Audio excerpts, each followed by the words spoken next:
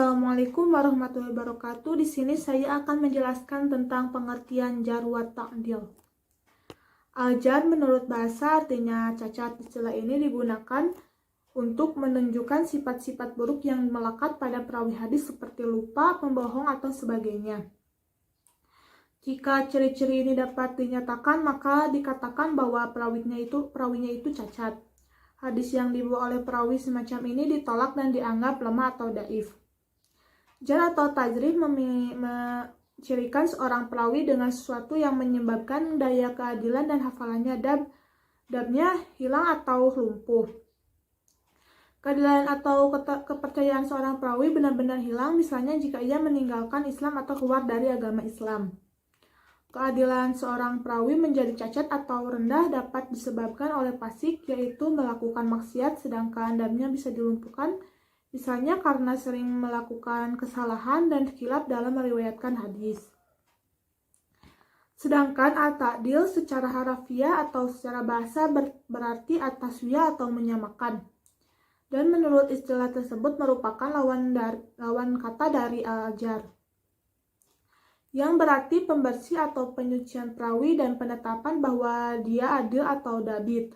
Ahli hadis juga mendefinisikan al-ta'dil sebagai berikut, yaitu mengakui keadilan, dabit, dan keyakinan seseorang. Lebih jelasnya, ilmu yang membahas kritik terhadap adanya aib atau memberikan pujian yang adil kepada seorang perawi disebut ilmu jar wa ta'dil. Berkenaan dengan istilah yang berbeda, makna ta'dil adalah kepribadian seorang perawi yang mendorong pengakuan atas periwayatannya. Orang-orang yang dipandang adil adalah orang-orang yang tidak lemah dalam masalah agama dan muru'ah, sehingga berita dan penyataan dapat diakui asalkan syarat-syaratnya terpenuhi. Sebagaimana yang ditunjukkan oleh keterangan ini, yang disebut adil adalah orang yang tidak ada ketercayaan pada dirinya, sehingga tidak ditolak riwayatnya atau pemberitaannya. Dengan demikian, adil yang diputuskan untuk menjadi ta'dil adalah yang dirinya terlindungi dari segala teguran yang tidak pantas menjadi perawi, sehingga rangkaian pengalamannya atau riwayatnya tidak hilang.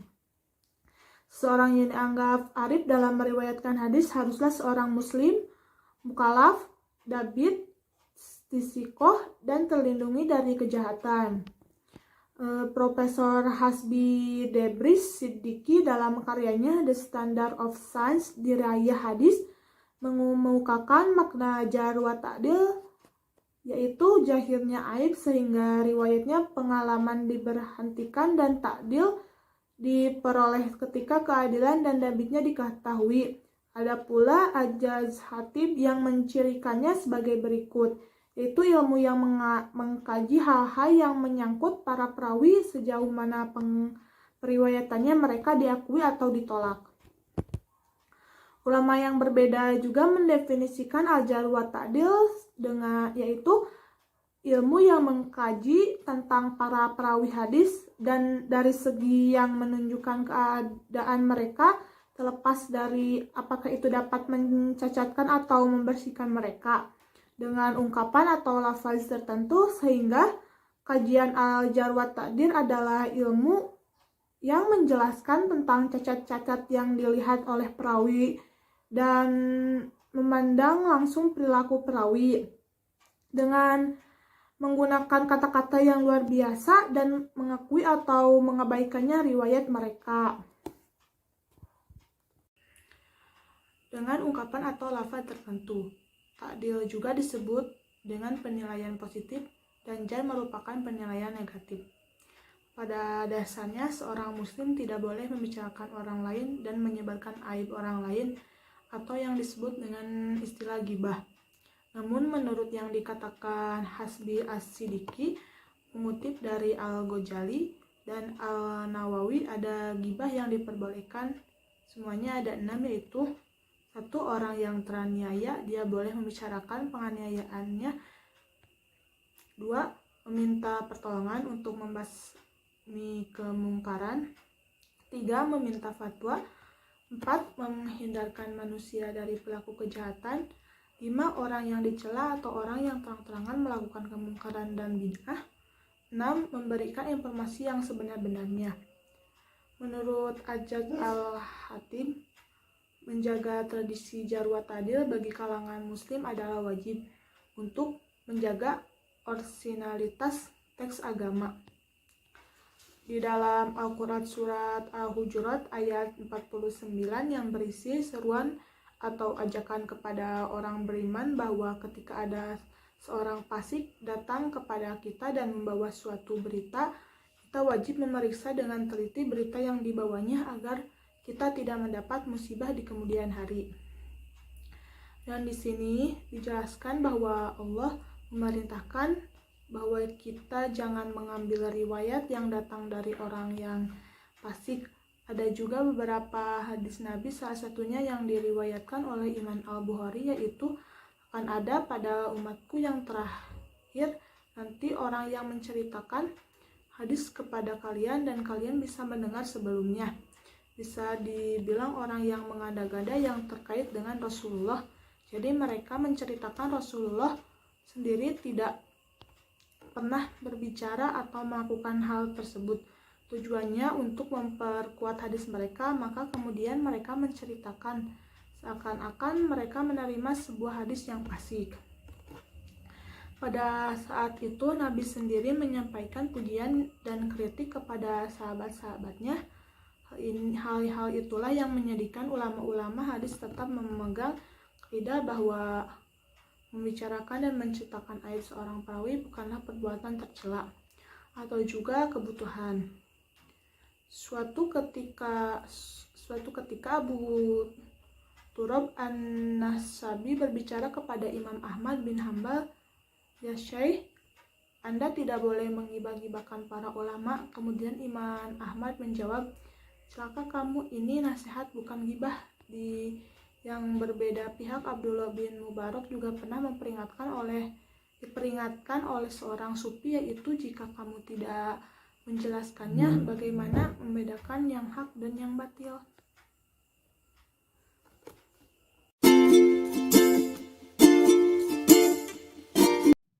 Bismillahirrahmanirrahim. Assalamualaikum warahmatullahi wabarakatuh. Di sini saya akan menjelaskan tentang manfaat ilmu jar wa ta'dil. Yang pertama, untuk menentukan kualitas dan nilai hadisnya, mempelajari kaidah-kaidah jar wa ta'dil yang dipakai para ahli hadis terkait pembahasan sanad.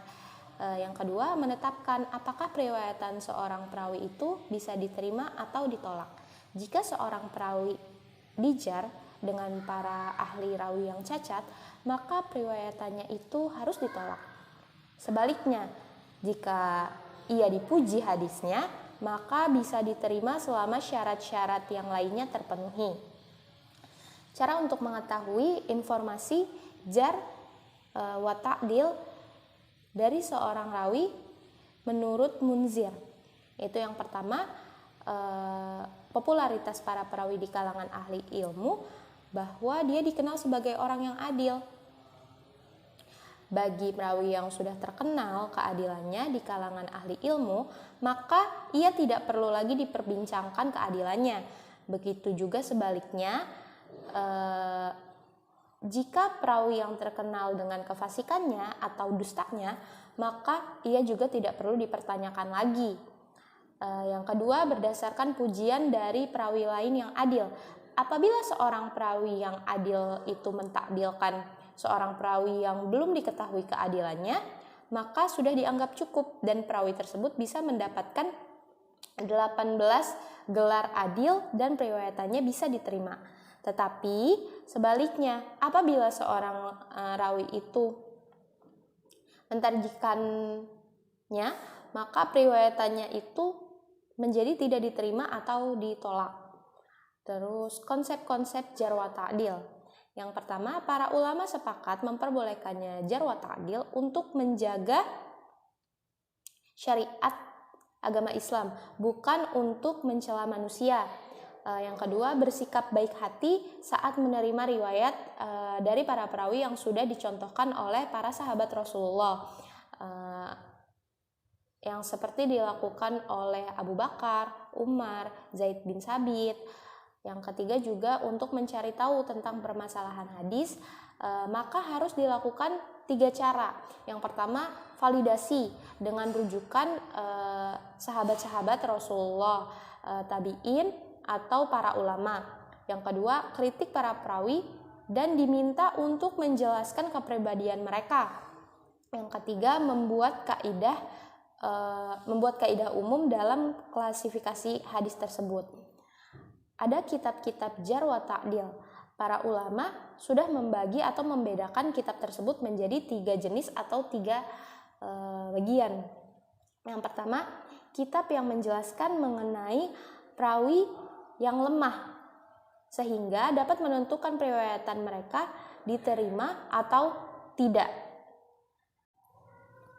Yang kedua, kitab yang membahas tentang para perawi yang sikoh atau perawi yang kuat hafalannya, yang adil, dan lain sebagainya.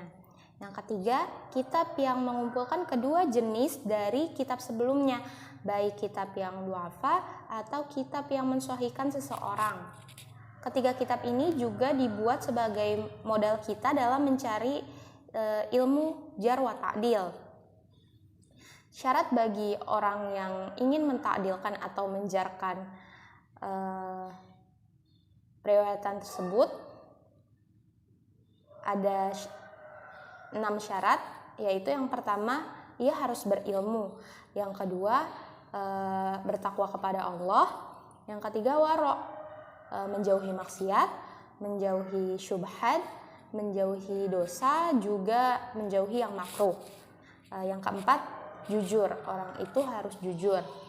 Yang kelima, menjauhi terhadap fanatik golongan. Dan yang keenam, mengetahui sebab-sebabnya. Tujuan syarat ini juga demikian agar jernih pemikiran dalam mencari jar wa ta'dil dari setiap perawi hadis yang mereka betul-betul mengetahui ilmunya, sehingga ketika memutuskan suatu sihah orang yang majruh, maka keenam syarat ini juga sangat penting.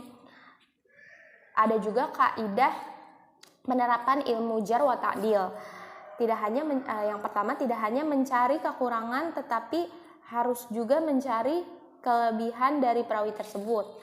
Terus yang kedua, sangat mendalami dalam meneliti rawi yang sedang diperbincangkan. Maksudnya sangat mendalami di sini itu mencari tahu benar-benar tentang rawi yang sedang diperbincangkan atau yang sedang ia cari gitu. Yang ketiga, etika penelitian yang bersifat ilmuwan yang sahih. Yang terakhir ada menjelaskan sifat adil seorang perawi secara keseluruhan gitu. Bismillahirrahmanirrahim. Perkenalkan, nama saya Muhammad Farhanul Jali. Saya akan menjelaskan tentang lafadz-lafadz jar wa ta'dil. Lafadz-lafadz jar wa ta'dil, lafadz-lafadz yang dipakai untuk mentajrih dan juga mentakdil itu bertingkat. Sebelum itu kita jelaskan apa kata, arti, makna kata dari mentajrih dan mentakdil. Adapun untuk arti dari kata mentajrih, yaitu membandingkan kedua dalil yang bertentangan dan mengambil yang terkuat di antaranya. Dan untuk arti dari mentakdil, yaitu mengukur atau menimbang sesuatu dengan yang lainnya. Jadi keduanya bertentangan artinya. Lanjut untuk tingkatan dalam takdil. Poin yang pertama yaitu yang paling kuat hafalannya. Yang kedua, yang teguh dan sikoh. Yang ketiga, yang kuat hafalannya. Yang keempat, yang sangat jujur. Yang kelima, yang baik hadisnya. Yang keenam, yang jujur insya Allah. Selanjutnya hukum keenam, tingkatan takdir. Dari hukum keenam tingkatan takdir ini sudah dijelaskan dalam seluruh deskripsi. Yang pertama, poin pertama, tingkatan pertama sampai ketiga dapat dijadikan hujah. Arti dari kata itu tersendiri yaitu landasan atau tanda bukti atau sebuah dalil jadi hujah. Itu sesuatu yang bisa dijadikan landasan. Berarti untuk poin nomor 1 dalam hukum keenam tingkatan takdir itu mencakup tingkatan pertama sampai ketiga, itu bisa dijadikan hujah maknanya. Yang poin 1, 2, 3 yang paling kuat hafalannya, yang teguh dan sikoh, dan yang kuat hafalannya itu bisa dijadikan hujah sebagai landasan bahwa hadis itu benar adanya. Yang kedua, tingkatan keempat sampai kelima tidak dapat dijadikan hujah, tetapi boleh ditulis dan diuji kebenarannya. Artinya untuk tingkatan keempat sampai kelima ini tidak bisa dijadikan sebagai landasan tanda, bukti, ataupun sebuah dalil, karena mungkin poin nomor 4, 5 dan juga 4 dan 25 itu penguat, itu hanya sekedar itu jujur dan juga baik hadisnya, sedangkan hal tersebut tidak dapat dijadikan sebagai hujah atau sebagai penguat tanda bukti atau dalil sebagai landasan dalam kebenaran riwayat tersebut tetapi dapat ditulis dan juga diuji kebenarannya dan ditelaah kembali. Adapun poin keenam, yang ketiga tingkatan keenam tidak bisa dijadikan hujah, boleh ditulis dan dijadikan pertimbangan saja. Nah, untuk poin ketiga ini tingkatan yang keenam, yaitu jujur untuk si perawinya, itu insya Allah bisa ditulis dan juga dijadikan pertimbangan saja.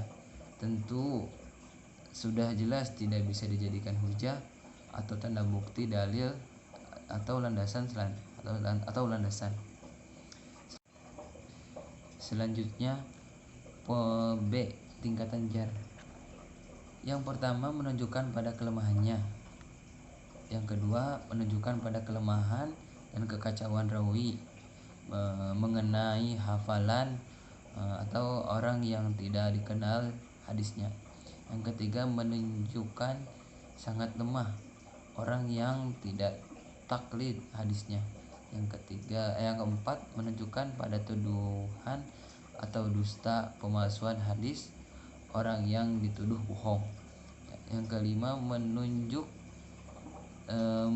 sangat cacat orang yang berbohong. Yang keenam menunjuk pada sisi keterlaluan perawi tentang cacatnya dengan adanya dusta yang berlebihan atau orang yang berlebihan. Selanjutnya hukum tingkatan al-jar. Yang pertama, dua tingkatan pertama tidak bisa dijadikan hujah. Berarti dua tingkatan pertama itu yang itu poin nomor 1 menunjukkan pada kelemahannya, tapi sifat itu dekat. Yang kedua menunjukkan pada kelemahan dan kekacauan rawi mengenai hafalan orang yang tidak bisa dikenal hadisnya. Nah, untuk poin hukum tingkatan itu nomornya itu mencakup dua tingkatan, yaitu pertama dan juga kedua-duanya. Tingkatan pertama pada nomor 1 sama nomor 2, tentu hal ini tersebut tidak bisa dijadikan hujah atau sebuah tanda bukti dari sebuah landasan, tapi boleh ditulis atau diperhatikan.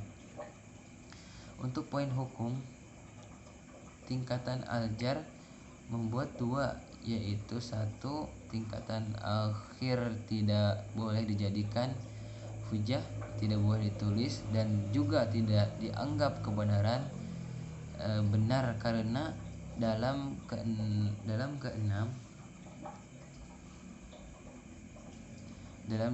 di tingkatan ini menunjukkan pada sisi keterlaluan perawi tentang cacatnya dengan adanya dusta yang berlebihan atau perawi ini sudah tidak bisa dipercaya kebenaran atas hadis yang diriwayatkannya.